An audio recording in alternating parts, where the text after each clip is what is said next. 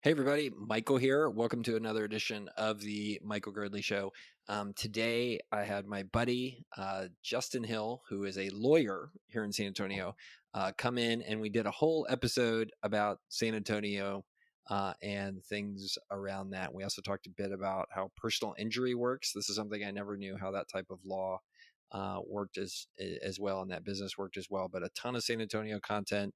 I only came up with 3 different business ideas during the podcast, so I hope you enjoyed as much as I did. And here is the episode with me and Justin. Hey, Michael here. Today's sponsor is Harbor Capital. So Harbor Capital is a firm located up in Austin, and they are a real estate private equity firm that focuses specifically on light industrial assets across the state of Texas. So Levi and his team, I've got to know them pretty well, having worked with them as an advisor over the past several months, and excited to have them sponsor today's episode. So, what they do is basically, acquire these real estate assets using their own money and investor money as well. And then they manage them over time for cash flow and appreciation, hopefully with everybody winning throughout that process. So they're excited about what's going on, and I've seen what they're doing. And they're also building a portfolio designed to weather both the ups and downs of the economic cycle. So thanks to Levi, thanks to Harbor Capital for sponsoring today's episode and helping me on my never-ending quest to make the Michael Girdley Show a break-even podcast. So excited to do that, and thanks again to those guys. Check them out at harborcap.com. And here, back to the episode. Coming to you live from Corpus Christi, Texas, which, by the way, Justin, thanks for being here. I have managed to insult Corpus Christi basically on every podcast episode I've ever done. It's a streak I have going on. But thank you for being here. Well, I think it's fortuitous. I was meeting with a guy today who's moving to Corpus, and I told him I'm sorry, and he was like, "Please don't remind me." So, that's what I was doing today as well. It's an easy town to pick on. For those of you who don't know, Corpus Christi is like 2 hours away from San Antonio, which, according to most of the universe, is 5 hours away from the rest of the universe. So that tells you something about Corpus Christi. But one time I came down here, and it's on the water, it's on the Gulf of Mexico, and I'm like at their like yacht club. Have you been to the yacht club that's in the harbor? I It's have. it's kind of like the yacht club they went to in what's the name of the golf movie with the anyway, don't worry about that. The one where they Caddyshack, it is basically, it still looks like that. And so I'm talking to the guy. I'm like, we're so excited about what's going on in San Antonio. San Antonio's like killing it. It's doing super great. And he's like, that's not happening in Corpus Christi. It's like this old rich guy. And he goes, son, Corpus Christi is where good ideas go to die. I was like, whoa, you do not want to use that for the Chamber of Commerce. So Well, you were in the yacht club though. You had to have somebody get you in, didn't you? they had amazing fried shrimp. That's all I remember about it. They were like ginormous shrimp. So you and I have bonded So you go down around. regular. No, I don't. I don't actually don't like it here that much. The beach is not that great, and it's too hot. So Yeah, so I anyway, agree with all that. Yeah. I got here an hour ago. I've been sweating the whole time. So I think you and I have bonded a lot over San Antonio. So I never really. You asked me why I was in San Antonio. Why are you in San Antonio? When I got out of law school, I contacted the guy I wanted to work for, and he had 6 offices, and he recommended I move here, and I did, sight unseen. Sight unseen. So what was your first impression when you got here, and how old were you? So I moved here when I was 24 or 5. I mean, my first impression is kind of my current impression. It's just an easy place to live. It's an easy place to make friends, and there's not much pretense to it. It's a really nice place to be. Yeah. So what do you? So there's a trade off to that, right? Like if you're in a place that's easy, then a lot of times people just take it easy. Which I think you and I talked about on your podcast. Which, by the way, thank you for having me on your podcast. Also, thank you for making me feel really insecure because you haven't recorded any podcasts since I was on your podcast. So, um, but yeah. Well, I listened to it, and the first 3 minutes, you're like, "Hey, Girdley, like, what are what's your favorite, restaurant in San Antonio? And I was like, I love that the taquerias exist. And then you're like, which one? I was like, oh, I don't actually eat there. I just love that they exist. I just think it's great that they're there. I think it's great that we have them. I don't actually eat there. I mean, I can't eat that stuff. I'm old. You're not built like a guy who eats at a lot of taquerias. I kind of am, but you're not. I do not. I do not. I don't know. I'm losing weight, which I'm pretty excited about. I'm under 230, so 6'5", 230. So I saw your posts about your weight goals. You have really detailed goals. yeah. Do you think that reflects Yeah. a personality problem or? I mean, yeah, casting stones is probably not the best thing I should be doing right now. No, it's No, just a no, very a detailed way personality to problem live for life. me. Yeah, well, be between you and your therapist or significant other. Yeah, I've been to a therapist a few times. It's it's been a bizarre experience because I'll just walk in and I'll just be like, okay, well, here's who I am and here's what I think about stuff. And then they're like, are you okay with that? I was like, yeah, it seems going pretty good. I'm fine. And then they're like, okay, we'll finish early. Like just kind of a tune-up. Yeah, they're like, oh, you seem cool. No problems. So nothing's really wrong with you? No. I Yeah. mean, I got stuff, but it's no big deal. It's just like everybody's got problems. So, So just a check-in. um, yeah. There's family members involved, so The I can't trade-offs of San divulge. Antonio. Yeah. I mean, so for my industry, I don't think there's many bad trade-offs. And really, from a personal perspective, I didn't think there was when I moved here. Now as I get a little older, we don't have as many flights as some places, but we've got a lot of things here that bigger cities don't have, and some of the trade-offs are things that really don't affect me in a real way. I'm not doing a lot of international travel. I'm not upset that our museums don't, compete with Houston because our zoo does and our botanical garden does and a lot of other things do. So I mean, trade-offs I think start to get into kind of the minutia of a big city when you really think. Yeah. We went to the San Antonio Museum of Art. We went to the San Antonio Museum of Art last weekend. My wife and I just had like a 2-hour date afternoon. I was like, let's go to SAMA. It's 140 degrees outside. Let's go stop our brains from cooking inside of our skulls and go to our museum.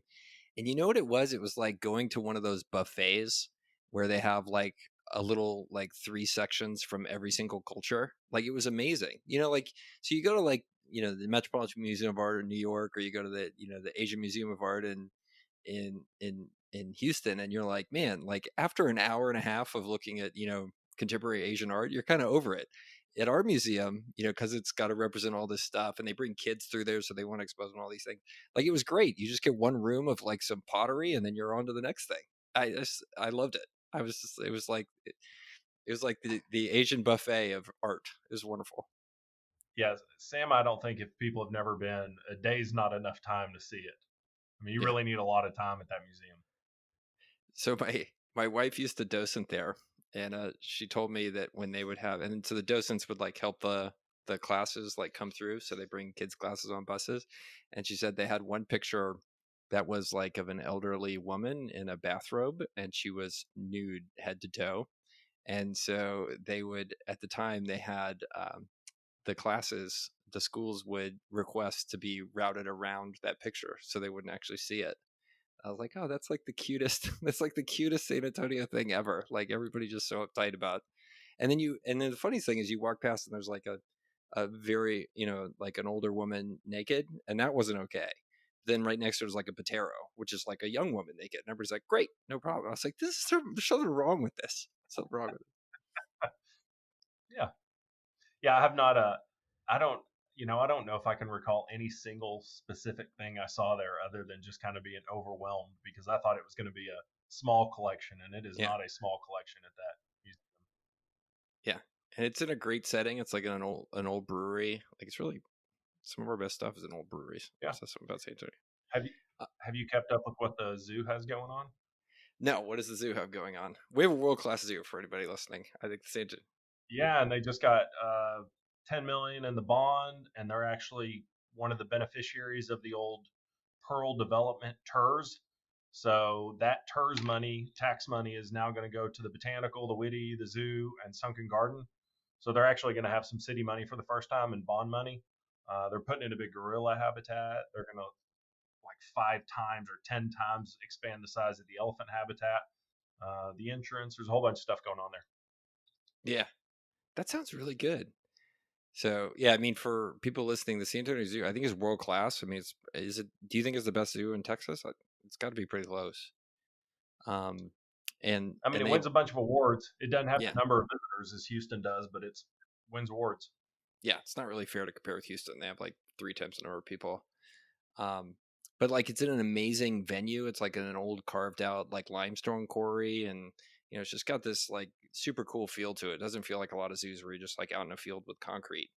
And then they've brought in like typically your zoo is like somebody who's like grown up in their career like working with monkeys and they suck at building like something that's a good experience, and ours appears to be run by a guy with amusement experience, so like he comes from the entertainment side of things, and I think it really shows in the product. Yeah, he's a real transformational leader, I think, because it used to just be run by zoo people, and now we realize and we approach it as though it's an experience for people. So all ages, all types of entertainment. Yeah, I have a pitch for you. I think it's an amenity that San Antonio needs, and I think we're the right people to do it. Are you ready for this? Okay, are you sitting Yep. down? Yes, you are, because you're because you're on video, I can tell. Yeah, I am. Okay, so I was watching this YouTube video. These are two things happened to me lately. I was watching this YouTube video, and this comic decided, in London they have like 6 airports, right? Because it's not big enough to have one serious airport, so they have Heathrow, Gatwick, Stansted, and then one called Luton. Which Luton's not really even really Luton Airport. It's Luton. It's actually 60 miles away from downtown London. Like it's just basically like it's like it would be like San Antonio International Airport featuring Austin. Like it just doesn't work, right? Which is 70 miles away. So, so this guy, he spent 4,000 pounds, and what he did was he went and ordered a bunch of like white vinyl cloth. Okay, and he cut it out, and he went to an airport called Gatwick, which is the number 2 airport, and he found the flight path on the way in, and he made like like the Hollywood sign, like the big white letters. He made that, but the sign at Gatwick Airport, he said, "Welcome to Luton." Luton is 60 miles away. And so he did it so when the passengers were landing to this airport, they would see this sign that's like "Welcome to Luton," which is like like totally wrong. So he did this, and the pilots start to see it, and then the passengers start to see it. And then for the first few days, the passengers are like freaking out. They're like they're doing the call button and stuff, and it's just like the most British prank ever. And then it goes viral like on the internet. So if you have a chance, go on YouTube, do the "Welcome to Luton" prank of what this guy did, and it was just awesome. It was just so cool that this guy did it.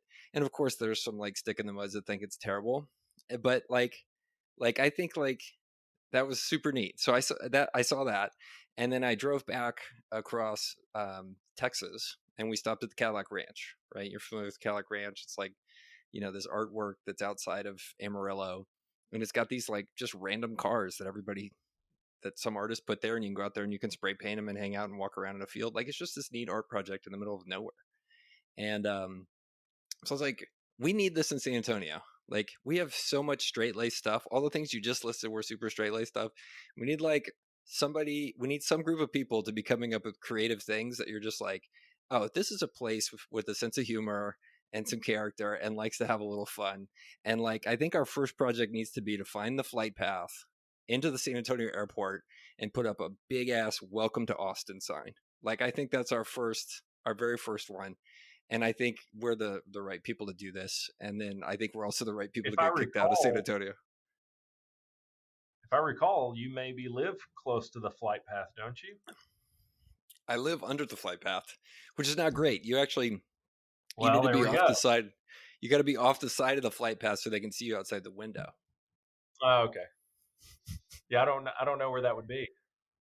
I'm open There's, to all suggestions, though. I think it'd be Speaking great. of immersive art, have you been to that pinball or whatever they call that thing? The like immersive art experience. Downtown in the Travis Park building or something else. That sounds right. What's the name of it? I don't know. I can Google it. Immersive Art San Have you Antonio. been? Yes. Hopscotch. How was That's it? what it's called, hopscotch. It was cool. I mean, That's a it was super fun. pinball close Yeah, hopscotch pinball. enough. Okay, Yeah, I that's think we something need more different for stuff like San that. Antonio. I think it was Yeah. amazing. I mean, I think the business model is pretty challenged. I don't know how they're going to make it. It's downtown, which is under COVID struggled a lot, and it's nowhere near kind of the core touristy area, and the parking kind of sucks. But other than that, it's great. So I really loved it. Have you ever been to Meow Wolf in Santa Fe? Uh, so true story. Last week I went on a cross country mountain biking trip with my buddy, who turned 50. And his only stipulation of the whole thing was when we got to Santa Fe, we weren't allowed to go to Meow Wolf. He refused. He thinks it's Okay. just he's an Englishman living in San Antonio. He thinks it's just garbage noise and totally lacking in artistic merit. Did So y'all no, ride to Santa Fe? no, so my buddy's grand scheme was to fly to Salt Lake City, and everybody was going to buy antique Range Rovers, and then we were going to drive them back to San Antonio to celebrate his birthday, stopping each day to mountain bike for 2 or 3 hours in the kind of mountain biking hotspots on the way back. So there's Moab. We stopped at a place called Phil's World. There's some famous stuff around Santa Fe, and then Paladaro Canyon. Like those were the 4 stops over 5 days. So it turned out that only he bought a Range Rover because not everybody else was too chicken to try to drive an antique Range Rover across country. And then we got stuck in a bunch of wildfires. So, but yeah, part of the way when we stopped the day, we stopped in the day to mountain bike in Santa Fe, he said we're not going to Meow Wolf. Are there Just lots of not. antique? Are there a lot of antique Range Rovers available in Salt Lake City? Evidently, for some reason, he found them there, and that was the place we were going to go. Huh, Um, yeah. okay. So So no mountain he biking. there's great mountain biking in the area. You can go to mountain bike in Park City and all that kind of stuff. But yeah, I flew out there. I rented a Suburban. I wasn't gonna try to drive a And Range drove Rover back? across. Yeah, yeah. It was Nice. amazing. Did It y'all was get to amazing. mountain bike anywhere? Yeah, we did Moab. Um, we did a night ride in Moab at midnight at a place called Slick Rock, which is pretty famous. And then we did. There's one of the most famous mountain bike trails in the world. Is this thing called the Whole Enchilada. That's basically 30 miles and 6,000 feet down. We did like the middle 40% of it, and so that's basically like that kind of mountain bike is like really different because what you're doing is you're just like it's like yoga, like you're holding yourself steady on a mountain bike for like 2 hours, and but basically just rolling downhill.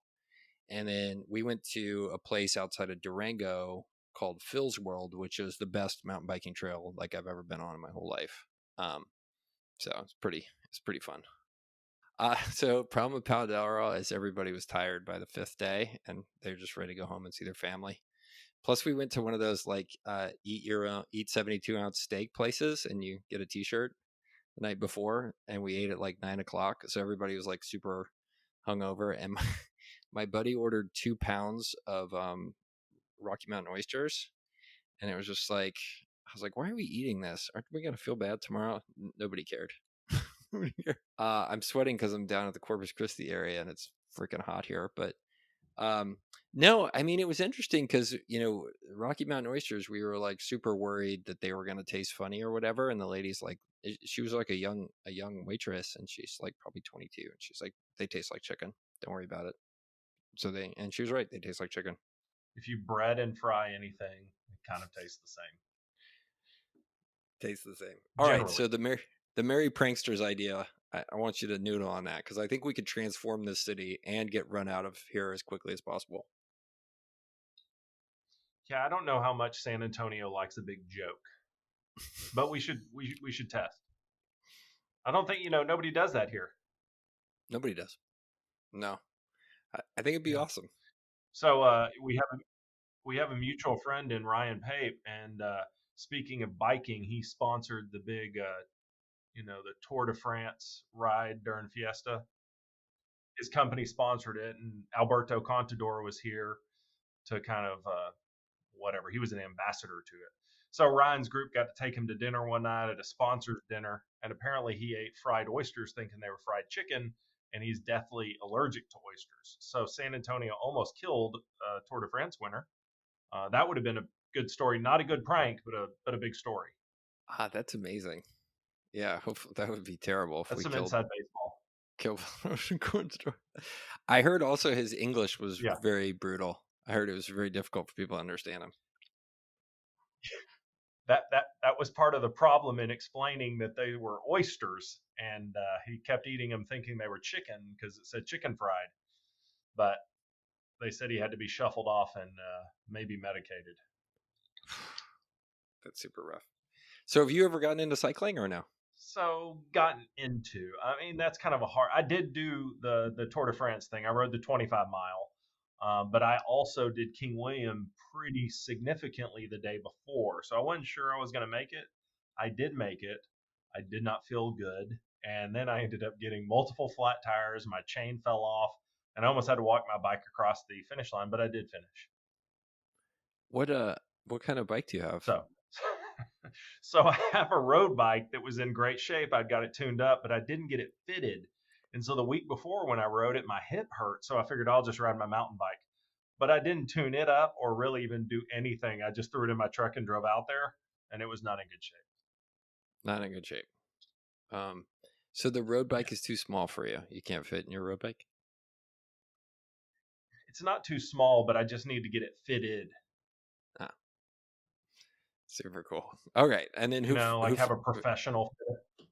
who fixed your flat tires? You did that yourself or? Some guy on a motorcycle. One of the help. So it wasn't flat. He just kept airing it up, and then I would go like one more mile, and then he would air it up again and another mile. So the last 4 miles were pretty slow. It was a slow leak, Got it. All right. So for people that don't know, but this is a I did finish. oh, good for you. I did the slightly Yeah, longer yeah. version. I didn't do the longest version. I did the slightly longer version. So You did it was the all right. 60. The Yeah, 60, yeah, the 100 kilometers. So that was pretty fun. yeah, Lots of hills. But yeah. yeah, so like we showed up and we were confused about where to park. So I ended up like starting like 30 minutes late. So the first hour and a half, all I was doing was passing people like a jackass. Like you feel like such a jerk when you're, because some of those people were like really working hard to do 25 miles, and I'm like, hey, how's it going? You know, I'm just gonna blow past you at twice your speed. So, You know, um, Ginobili made good time. so world famous NBA player Manu Ginobili was he did it. Yeah, and then some guy that was even taller than him was in his group, and they made really good time. Where did they do the 100 mile or what did they do? No, I think they did the 25. Oh, just the And our 25. mayor, I believe, started the 25, but he just went like a mile and bailed out What? because he had He's other like super obligations. He jacked. said, "Yeah, He's super jacked. How not did he do bicycle that? jack." Oh man. Yeah, I feel like that's it was cool. such That was good for the city. yeah. I mean, I feel like, and maybe I'm interested in your opinion on it. I feel like our mayor, who seems like a very good person, had such an amazing window of opportunity to try to transform the health prospects of San Antonio, given how healthy he is and how much he likes to work out. And like, I never hear it talked about anymore. Yeah, I don't either. And I don't know if you ever kept up on Fort Worth. That mayor there, she was kind of an older lady, if I recall, and she really transformed Fort Worth from a health and fitness standpoint. It's really kind of neat case study if you read about it. But yeah, Nuremberg is even, he's a picture of health too. So he could have been probably pretty, transformative in that. But yes, there's some other issues in his tenure. Yeah, the COVID thing, speaking of health, was kind of challenging. Yeah, But like, yeah, whenever there's like a yeah. joke about like my mayor is more Jack than your mayor, it's pretty much he's like the poster boy for that. I think he used to be a personal trainer, maybe Jeez. before city council. So he went from personal trainer to city councilman. So That means there's hope for us in terms of our political I, aspirations. I think that's right, though. I'm not 100% sure, but I think he was mostly doing personal training prior to running for city council. Fascinating. So would you ever run for political office? Do you know different? No, I have no idea. It sounds great. It sounds like a good story. Yeah. I mean, I think it's true. I mean, he went to Trinity and then I think was doing a lot of personal training. Would I? I mean, I think if the stars aligned, I would consider it, but I wouldn't have any interest. I mean, that like city council and stuff, those people are so overworked, and I mean, it's kind of a thankless job. Yeah. Well, I only recently did we start paying them more than like $25 a meeting.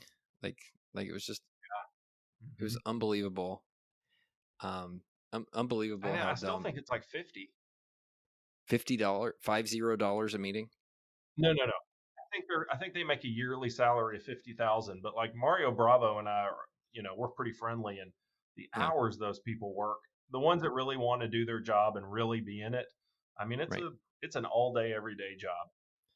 Why do you think that many San Antonians don't understand what that means to be a politician? Like that is a if you're doing it right, like, I don't know Mario, but it sounds like he's the type of politician we want, who's somebody who sees himself as a community servant. Like, I am just so confused why people don't get wrap their head around you have to pay somebody a living wage to ask them to do like a full-time job, like as a public servant. Do they expect people just to work for free, or like what doesn't work there?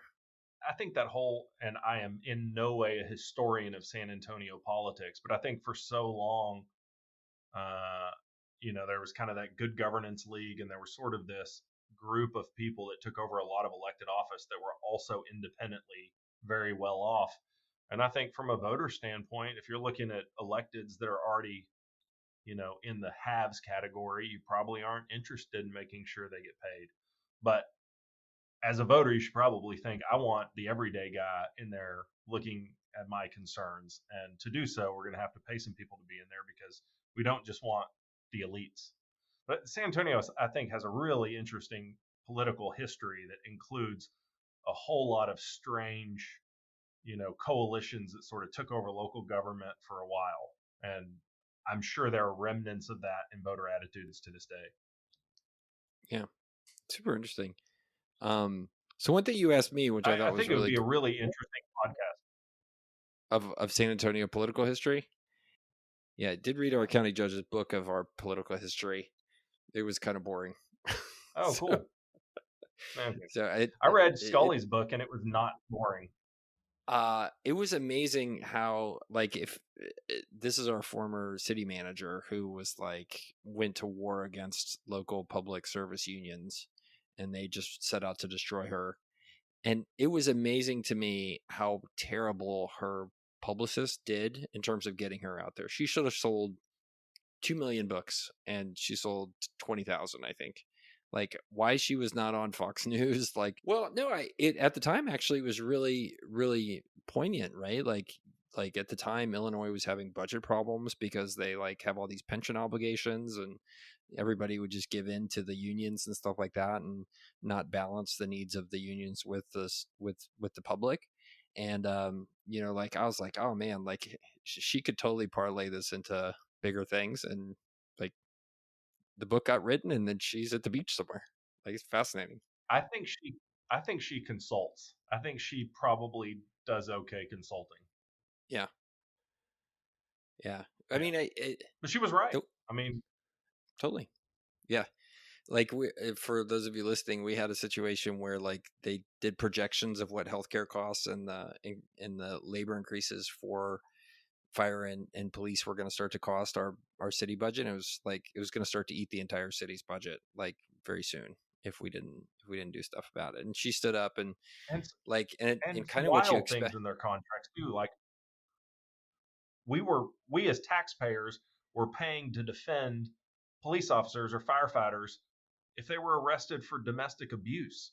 I mean, so as a taxpayer and as a city, we were taking positions in these fights. Right. We had no. That's not a good look. There were things that just shouldn't have been in there. Paying for people's divorces, like, that was like, are we really Yeah, paying for some firefighters divorce? It's just crazy stuff. educations, regardless of whether it had anything to do with the job. Just nuts. I Just mean, total good nuts. for the unions to get it. It was just unsustainable. I'm glad we ended up somewhere more sane, I think. So Yeah. you asked me when I was on your podcast, what if I could change anything about San Antonio, what would I change? Well, I'm curious what your answer to that question is. And maybe you didn't ask me that question, but Hmm. it sounds. I don't remember asking that question. I think the city should put more. Yeah, no, I mean, I think the city should put more.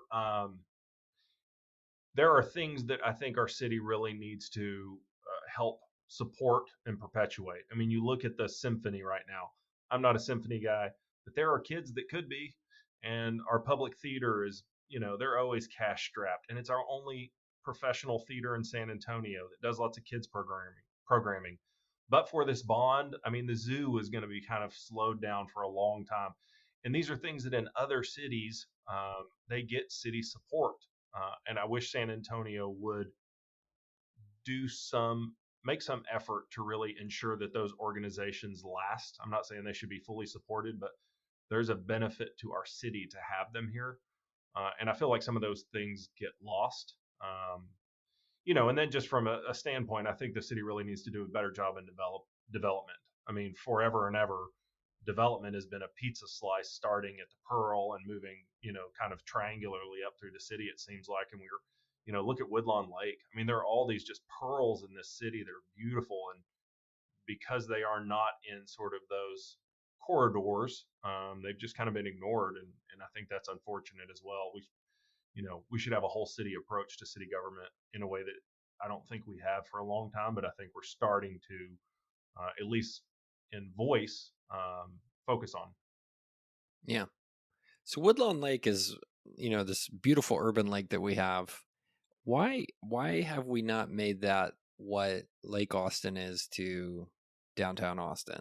Like it just, you can go out on that lake in Austin, you see these pictures of people, oftentimes beautiful people in skimpy bathing suits out on paddle boats, like or paddle boards. Like why have we squandered such an amazing resource right in the middle of our town? Like I don't it just I don't understand it. Are people are we is it full of things you don't want to swim in, or what's the problem with Woodlawn Lake?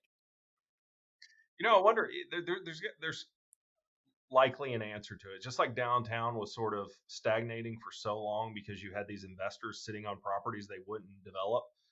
You have to wonder, is Woodlawn Lake area just kind of sat on by investors or people that own rental homes and won't update them and won't, improve them? There's got to be an answer to it because just from an aesthetic standpoint, it's beautiful and it's way bigger than you expect. And they've got great, 4th of July party. And that whole area is kind of coming around, but it just seems to be coming around slowly. Yeah, I don't know. These all sound like problems I don't want to work on. They seem really hard. Well, between your podcast and Twitter, I don't know how much time you're going to have on your hands, Michael. Yeah, I'm trying. Okay, so is How many your answer tweets a to day do you think you? tweeting? I've really slowed down on tweeting. It's maybe like 3 or 4 a day and 1 or 2 threads a week. Yeah, just trying to Okay. make it sustainable. I mean, I think you see on Twitter these people that go in there and they go hard for a certain period of time and they'll disappear for like 2 months. And you see it, I think, also with like YouTube creators as well. Like they disappear. And Mirko, who's quietly listening in and helping us make this podcast awesome, is like, I texted him today. I was like, dude, I think I need to slow down a little bit on production cadence because I don't think it's sustainable. um and I think that's something I've really kind of been mindful of.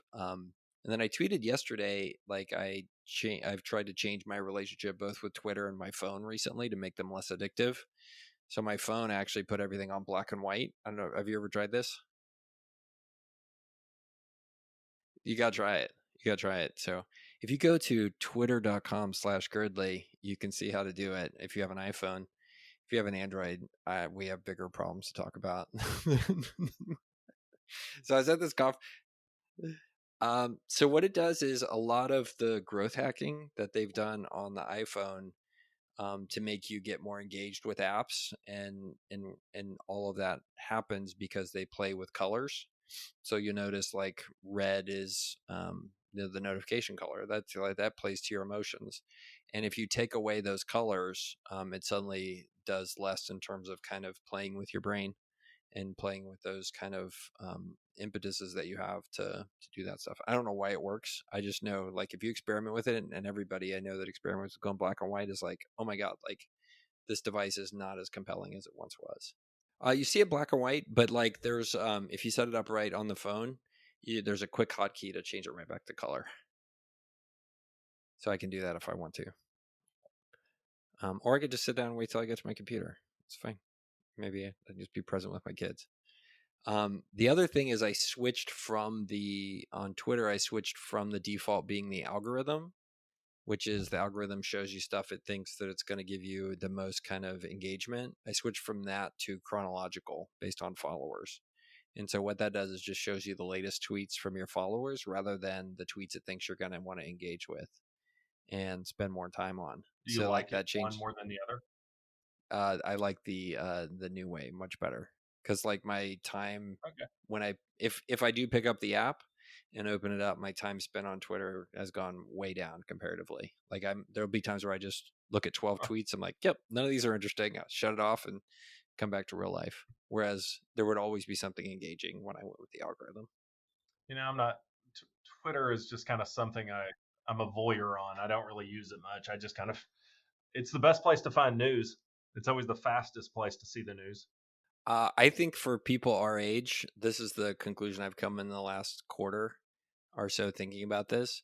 I think most people our age have a radical aversion to being their whole selves and sharing on a platform like Twitter or social media.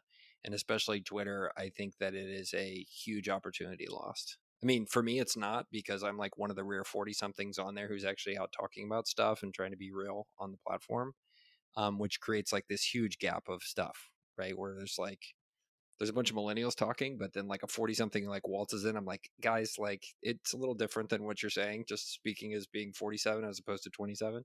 But so that creates an opportunity for me. But like I see over and over again, people our age are just so reluctant to do it. And I think it's such an opportunity lost for them. It's not that hard. It's not that hard. It just requires a mental leap, I think, for people our age. I mean, I just feel like whatever I have to say is probably bullshit anyway. So I just, I let people live their own life. And, if I saw something that I actually thought I had an insightful point on, I probably would make it. But, you know, Twitter's Twitter's brutal too. I mean, you might pour your heart out and all you're going to get is a bunch of people tearing you to shreds. So like, Oh yeah. Like so that's I don't think you do it that way. I don't think you like nobody gives a shit about my problems. They give a shit about their own problems. And so where Twitter becomes helpful is when you go in there and you try to provide things to make their life better, right? And not worry so much about how I'm going to improve my life, right? Like but by sharing this thing that I've learned or that I've done or like I've experienced, it gives them information that's going to help them be better. So the so what is really applicable. But yeah, you're totally right. Some random whatever, like, hey, my weekend was terrible, or my employee quit today. Like nobody gives a shit. Nobody cares. Like that's not. It's real I life. actually Nobody. scooped a guy on his own boss getting fired. I shot him a text one day and I was like, "Man, are you going to be okay with your job with so and so losing his?" And he was like, "Where did you see that?" I was like, "It was just on Twitter." And then he called me 20 minutes later. He was like, "I just told our whole office our boss got fired because you saw it on Twitter first." I mean, and this was a U.S. attorney's office. One of the U.S. Whoa. attorneys had been fired by Trump, and a buddy of mine worked there, and he just was out. It was on Twitter, and none of the lawyers knew it. Wow. Well, since you segued to lawyering, I want to ask you about lawyering. You're the only personal injury attorney I've ever sat down and talked to. So, um, what is that like to do that job? I'm super fascinating because all I know is the 444 guy, and then that guy who spent $12 million on his daughter's quinceanera. So tell me, what is Those are it? the What two is? most famous in town. Yeah. Well, and as a business owner, it's just like, oh, like these guys again. So anyway, I was curious. So what is it like to be a personal injury attorney? Well, so from a business standpoint, it's going to be kind of one of the least familiar for you. We are a cash out business. So we fund any other kind of lawyer, their clients pay for their time and for their expenses. Yeah, so from a business standpoint, we fund our cases and it means we might be out X amount of dollars, which could be six figures for 2 or 3 years, and we get our money back on the back end. So that kind of answers a lot of people's questions about frivolous lawsuits. What lawyer in their right mind is going to put money out that they're never going to get back unless there's a recovery, into a dumb case? So that's always kind of just been one of these made up things. But from like a standpoint of a job and a passion, I mean, I have a job where I get to be self righteous and I get to be in the position of representing people that were wronged. I mean, I think if you're selling a widget, it's hard to be really excited about a widget. If you're representing a human being who you think was screwed over, it's very easy to be passionate about it. And for me, I mean, I'm probably one of the few lawyers you're going to meet who really enjoys this because it is contentious and it's combative at times. But I mean, I get a job where I get to actually be passionate, and that is part of the job. Yeah. Well, I was in the office for the guy with the 444 billboards. And like I walked around and it was just like a cubicle farm of paralegals. And best I could tell, like there's a couple of supervising attorneys and a bunch of paralegals, and it looked like there were people just running through, filing suit, writing letters, and making claims against insurance companies. So that's become like it looked to me like a factory for like shaking down business people. And I'm an entrepreneur, so I apologize for my loaded language in advance. I'm sure you're doing somebody asked me once, they're like, well, like, how do those? Someone like Jeff Davis, he has the volume of phone calls he gets is probably why you saw so many cubicles. I mean, just the phone answering alone. But then a lot of the stuff they do is they'll try to negotiate those without ever filing a lawsuit.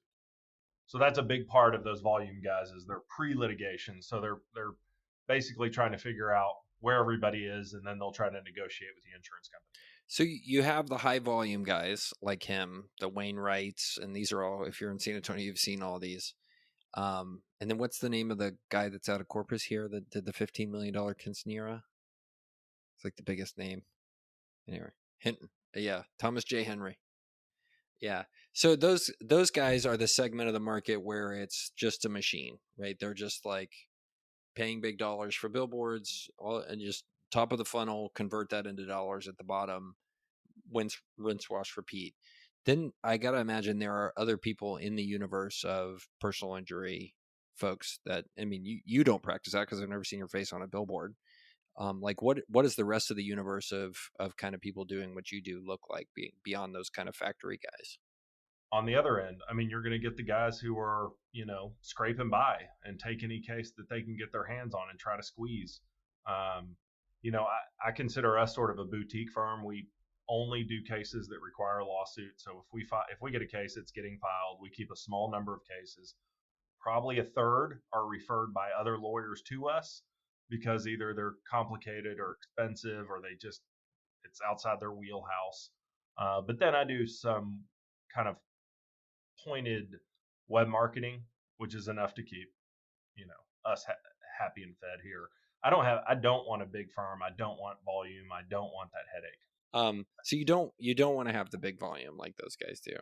Just why is that? Nope. Just a yucky feeling, or what is it about that that's unappealing to you? Because they're making a lot of money, but you don't seem really Right. So then motivated by again, money. right. Well, so it's kind of hit or miss, right? Like I've got some friends that are big advertisers, and I won't say who they are, but they require one or two monster cases a year for them to actually make a lot of money, as you would say. The rest of it's just kind of feeding the beast. I mean, you build such a big operation, there's kind of just the big amount of money needed to keep it going, and then outside of that, you've got to have the additional um, whatever it is, cash flow from a big settlement or something like that. So they do all make a lot in revenue. I just don't think that always translates into their pocket like people think. Yeah. So what type of personality, say somebody graduating from law school, what type of personality or disposition do you think attracts them to personal injury? Like what, if you met somebody, what sort of characteristics would you look for them in an aspiring lawyer to do what you do? So those are kind of two questions. What do I think attracts people? I think they see those billboards and things like that, and it attracts a lot of people who think it's hitting the lottery. Um, I want somebody who's smart and works hard because, like in any industry, I think especially in service industries too, or professional industries, I guess we would say, but we're kind of service too. You get a lot of people who don't work very hard, and you get a lot of people who maybe are plenty smart, but they're lazy and don't care to know the new stuff or stay on top of it, and it's been hard to find hardworking young lawyers. Um, I don't I don't know what that's a testament to. Maybe I'm terrible at hiring, but it has been hard. Yeah. Do you think there's some?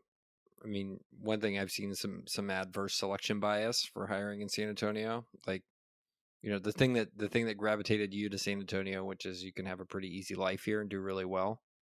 Um, that's also a curse to some extent. You end up attracting a bunch of people who are like, well, it's a pretty easy life. Don't want to work that hard. And maybe I wonder how many of the hard workers end up in New York or whatever. One of my closest friends, a lawyer in New York, and that guy works crazy hours, and it's just kind of par for the course. Yeah. Yeah.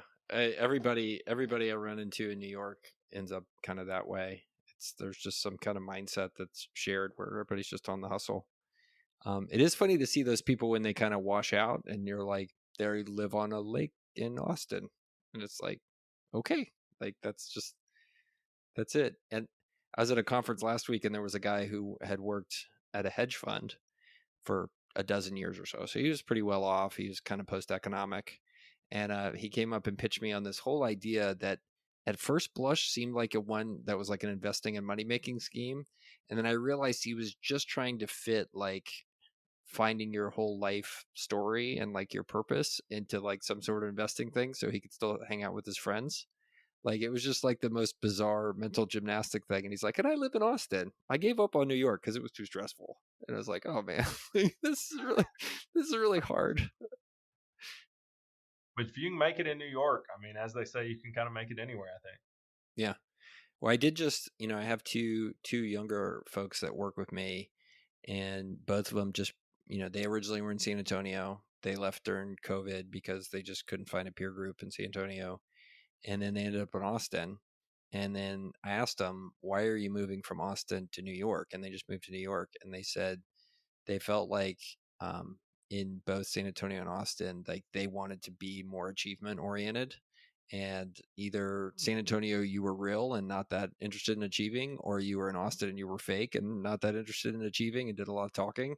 And they wanted to go to a place where it was, yeah, different than both of those. And I was like, well, I'm not gonna argue with your with your diagnosis of South Texas, but that was why they ended up in New York. They were like, we want to be part of the vibe here. It's pretty crazy. I went to a bachelor party with a bunch of guys from New York that all had, you know, Ivy League master's degrees or Ivy League law degrees, and I didn't understand what half of them did. One's in a very like unique investing situation where they buy distressed debt. The other guy's trying to do like distressed real estate investment in like promise zones in Detroit. And it just seemed like they all had these like real grand ideas. But you could also tell none of them had really hit it. There's just so many opportunities in somewhere like New York for all this kind of you've got an idea for it, you can probably find somewhere to sell it. Yeah. Well, there is a theory that in marketplaces, like, so you have marketplaces of dating markets, or you have talent markets, or you have entrepreneurial markets, right? There is an idea that the bigger the market gets, the more you will attract bad actors. So like a place like San Antonio, let's say you come in and you're a bad actor and you come to San Antonio, and you will get discovered pretty quickly, because in a small community there's no place to hide. Everybody will talk about you very quickly, and next thing you know, you're getting run out of town on a rail. But if you go to New York and let's say you're a scumbag womanizer, you can hide really well, because you can go a long time before you run across two networks of women that have all discovered you're a terrible person. So like there's this interesting idea that you're going to potentially run into a higher prevalence of losers and bad actors in big markets like that. So maybe you were just hanging out with some people that are losers and bad actors, or they could just don't know what the I hell they're think doing. I think it's they were just sort of still young, and I think you're competing with sort of the cream of the crop at all age levels. So I think Yeah, upward movement is harder in some of those cities too. yeah. All right. All right. So the economic model for personal injury, right? You're putting up X%, and then you're hopefully keeping half of the settlement or half of the case if you guys end up winning. And is that, I mean, I I mean, we know don't that do because, half. What is more typical in terms of, so you'll do expenses and then you'll split above that? Is that typically how it works? So we usually get reimbursed our expenses first.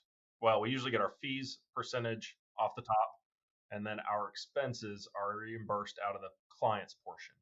So we have a fiduciary relationship with our client, so we can't go wild on expenses because we have to answer to them at the end of the day. But if you think about it in terms of a criminal defense lawyer, well, you're paying the guy by the hour, and if he has to hire an expert, you're paying for the expert.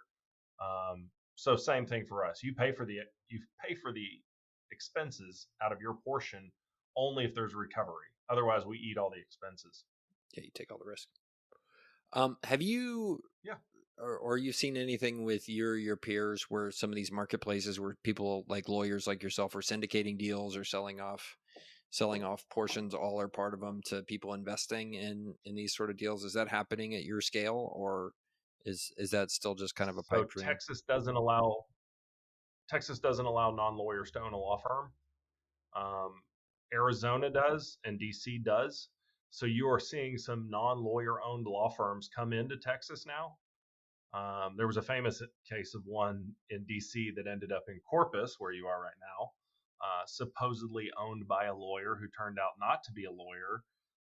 He ended up in all kinds of criminal charges and stuff like that. So there have been some abuse on that, but you're starting to see states tolerate non lawyer ownerships of law firms. What you are seeing is hedge funds try to um, cover your case costs, um, is what you're seeing at some high interest rate. I've seen them propose advanced fees to the lawyers. So basically, we'll we'll you think that case is going to settle for X, we'll give you 20% of what you think your fees will be at a higher interest rate. So you're seeing the hedge funds and private equity try to figure out how to get involved. It's just not an easy in for them because they can't own a law firm. Yeah. Are they working on changing the laws in Texas? Do you think that's possible, or are you guys pretty well organized here to prevent that from happening? I mean, I wouldn't be opposed to it. Who would be Even in opposed to those it? other states, there has to be a lawyer owner. Yeah. Hmm? Who would be opposed to it? Probably, I mean, I'd kind of be guessing, but the big players in the market who are worried that the small players with outside money would be able to compete with them. That would be my guess. Yeah, I could see how like the I Thomas mean, J. if you're Henrys smart and about selecting cases, yeah. I mean, so if you're what is smart your about how you intake cases, your return on investment is great. so when you're subscale like you are, right, which is more boutique oriented, and you compare that to a Thomas J. Henry or the 444 guy. And I see, for those of you that don't know, the 444 guy that's his phone number. So he's got billboards everywhere.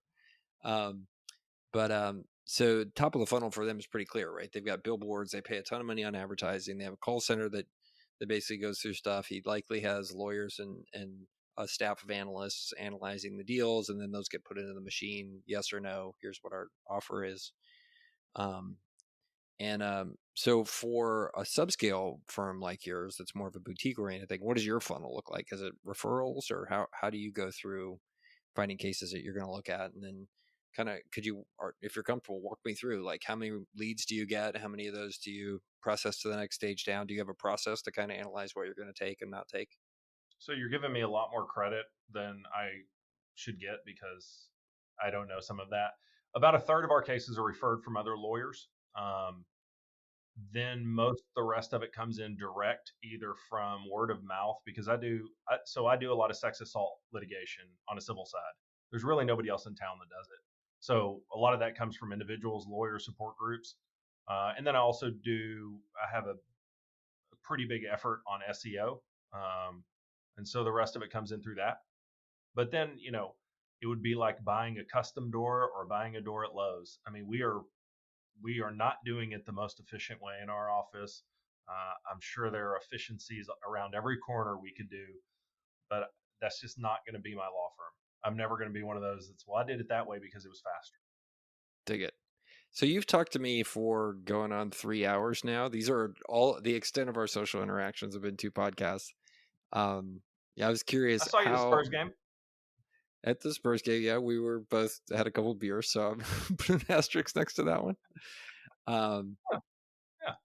but I mean, I think to some extent I listen to your outlook on stuff, and you feel very different to me. And I don't mean that in a bad way. It's just like I have a different set of values and drivers than you do. Um, so I was curious, who do you think is less of a fit in San Antonio? Is it me or you in terms of kind of those core values and attitudes? I'm from here, so Man, I at least get that on the scoreboard for me. yeah, I mean, I don't think San Antonio has ever been concerned with being sort of the most efficient, um, the most structured place that there is, and I don't think it'll ever be. Um, you know, for me, in a large way, I think it is good because in terms of who my competition is in this city, a lot of people are putting weight in those things that I don't think convinces clients to hire you. Because if you are in a situation you need a lawyer, you don't give a shit that they're able to keep expenses low. I mean, you want somebody who's going to be hands on. Which go to one of your taquerias you don't like. Those people are in there working with their hands and working their butts off, and they're not buying prepackaged. It's just I think San Antonio is kind of a hardworking town, even though it is relaxed. But people take pride in what they do. Yeah. Well, I think that's one of the like I've had a difficult time trying to articulate this to people from out of town when they're like, "Oh, why is San Antonio great?" And it's like the opposite of what you talked about with the New York City thing, right? Where you have all these people that are, from these elite schools that have come to this place, and they're all competing with each other and doing these very nuanced things. And you come to San Antonio and you have a lot of people that are like, it's like it's not that competitive, and you're like, and so I was, I will occasionally run into this person, and they tend to be the same guy. They're like 33 years old. They're from San Antonio. They moved away. They've been doing business someplace else. Their wife is likely pregnant or close to pregnant. And they're like, should I move back to San Antonio? And I have to explain this like dynamic to them. I'm like, look, this is one of the benefits to you. You left San Antonio and you went to the big world of Dallas or LA or San Francisco or New York or Boston, and you competed with some people that are pretty darn good at business because they really wanted to be good at business, and they've been doing it that way for a long time. And you come back to San Antonio, and it's kind of like competing with the B team sometimes. Like people aren't that interested in really being like that amazing.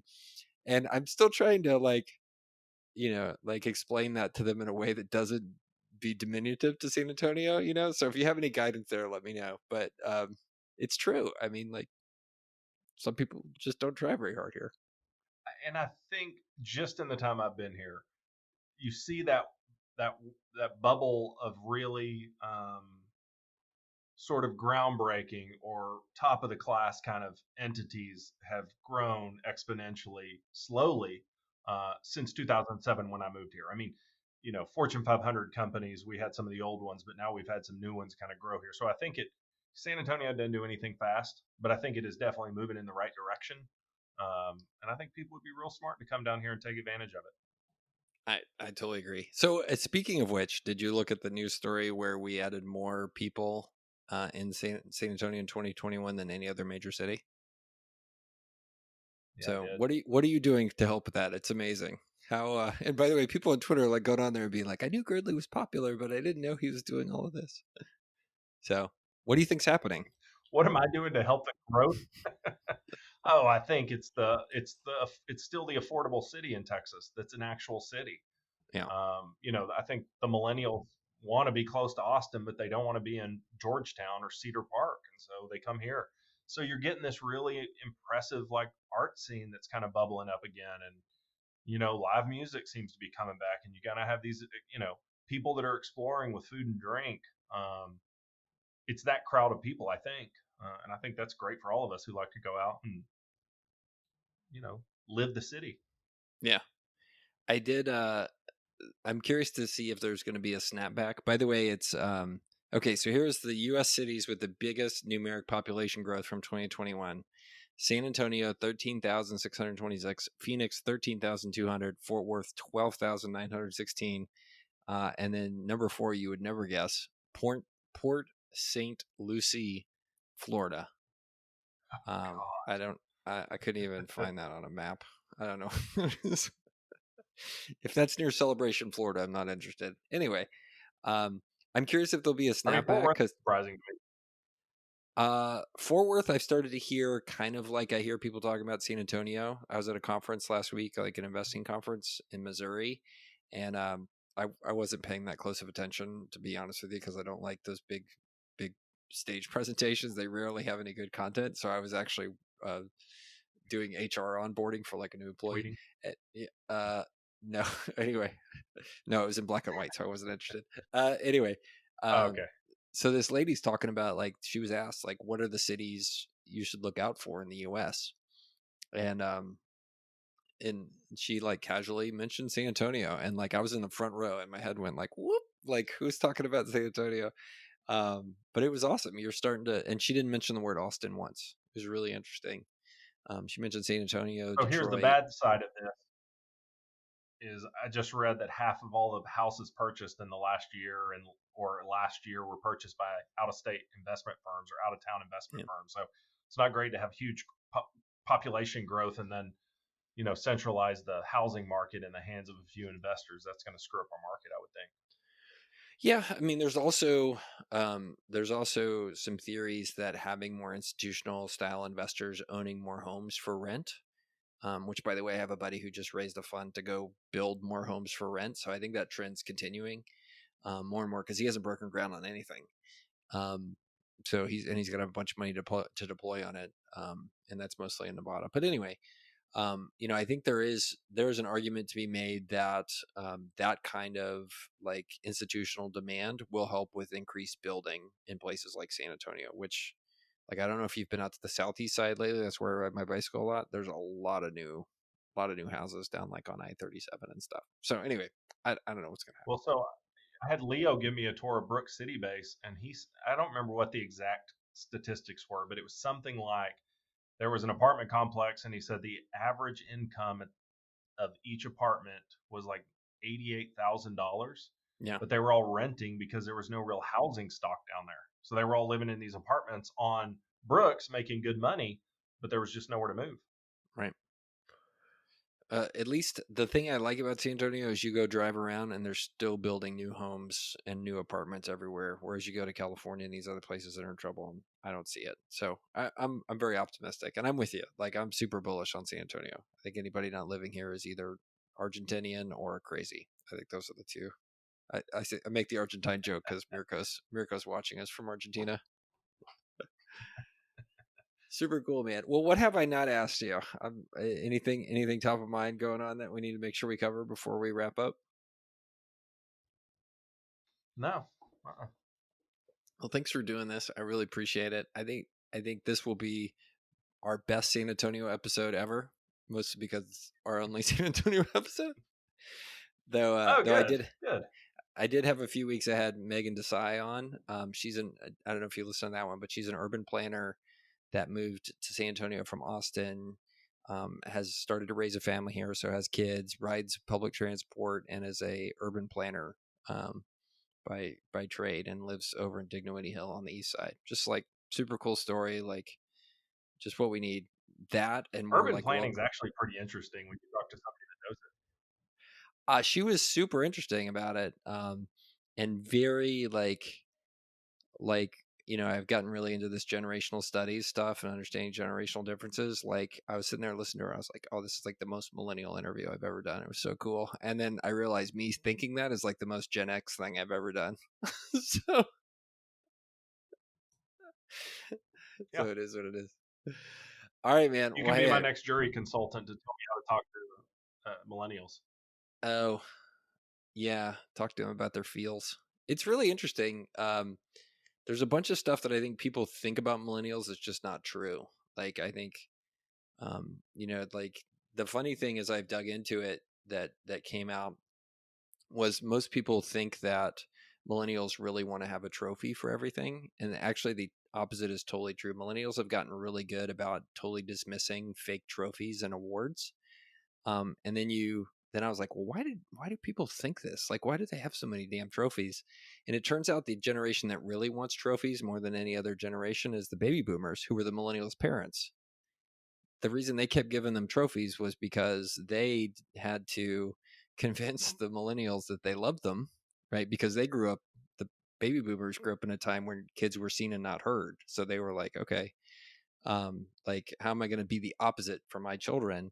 I'm going to give them a shit ton of trophies because that's what I always wanted, because nobody ever gave them trophies. Like, it's just the most, if you think about all this generational stuff, it's just a pendulum swinging back and forth affecting the other one. Like, that's how all that went down. And so if you go talk to like a typical millennial, they're like, I don't want your fake ass trophy. I don't want any of that. Like, give me genuine bona fide like appreciation. I've been to a bunch of conferences where they talk about sort of the generational differences, and one of the things that has been interesting is that once a jury goes into the back room forever and ever, there would always be one older statesman or woman of the group that would, people would kind of defer to because they were older and more wise. And then apparently, the millennial generation, they're going to be very independent thinkers, regardless of if it pisses somebody off in the room. And the last case we tried, it was a 22-year-old that ran the show.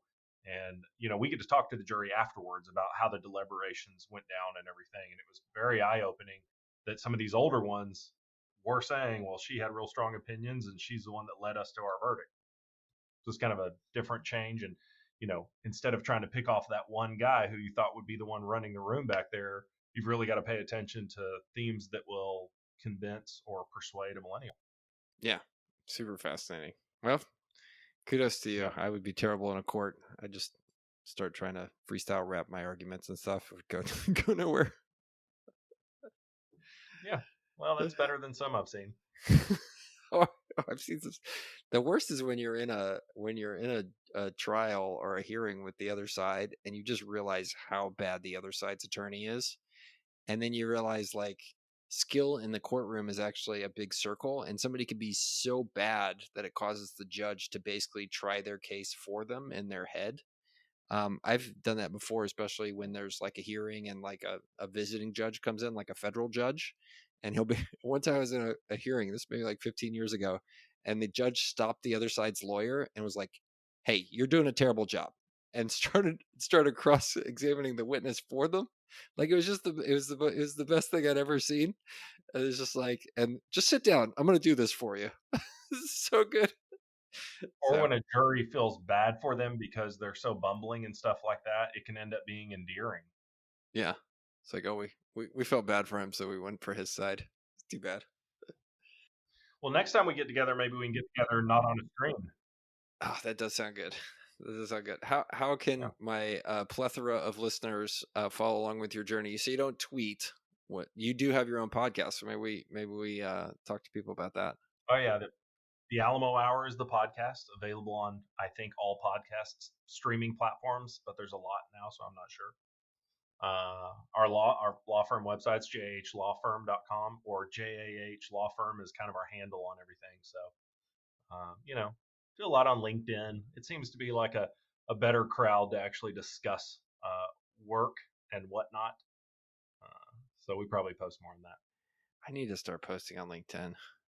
We'll see. And it seems like a cesspool. 10 years ago, it was kind of a joke. If you get on it now, it's everybody that says, I'm never going to get on social media. That's just their social media now. All right, fine. You just talked me into it. Just talked me into it. All right, brother. Thank you very much. They need your wisdom. Oh, God. Thank you, Michael. I appreciate it.